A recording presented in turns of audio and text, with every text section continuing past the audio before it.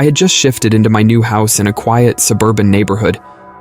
It was a beautiful 2-story house with a large backyard and a white picket fence.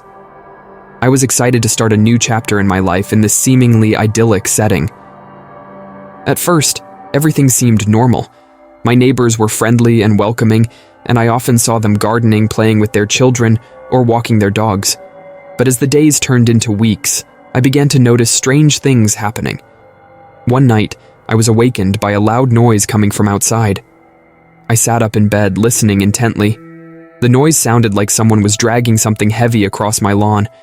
I got out of bed and slowly walked to the window, peering out into the darkness. I couldn't see anything, but I could still hear the noise. It was getting closer and closer. I backed away from the window and huddled in the corner of my bed, terrified. The noise stopped just outside my window, and I held my breath, waiting for something to happen. But nothing did. The next morning, I went outside to investigate. I found a long, deep trench dug across my lawn, filled with a strange, black liquid. There was no sign of who had dug it or why.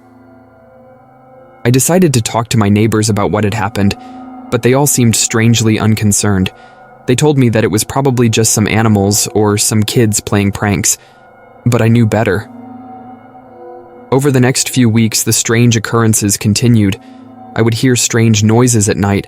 I would see shadowy figures moving through the trees in my backyard, and sometimes I would even catch a glimpse of one of my neighbors staring at me from their window with a look of malevolence in their eyes. One day, I was home alone when I heard a knock at the door. I cautiously approached the door and peered through the peephole. I didn't recognize the person standing on the other side. It was a tall, thin man with pale skin and sunken eyes. He was wearing a black trench coat and a fedora hat. I didn't answer the door, but the man waited there for several minutes, knocking and ringing the doorbell. Finally, he turned and walked away. I was terrified. I didn't know who this man was or what he wanted. I called the police, but they said there was nothing they could do unless I had proof that something was wrong. I was starting to feel like a prisoner in my own home. I was afraid to go outside, and I was afraid to be alone. I knew that I needed to get out of there, but I didn't know how. One night, I was awakened by the sound of breaking glass.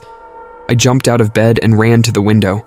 I saw that the man from before was standing in my backyard, holding a baseball bat. He had smashed a window in the back of my house and was now trying to break through the door. I knew that I had to act quickly. I grabbed my phone and called the police again, but I knew that they wouldn't arrive in time to save me. I had to escape. I ran to the front door and opened it as quietly as possible. I slipped outside and crept into the darkness.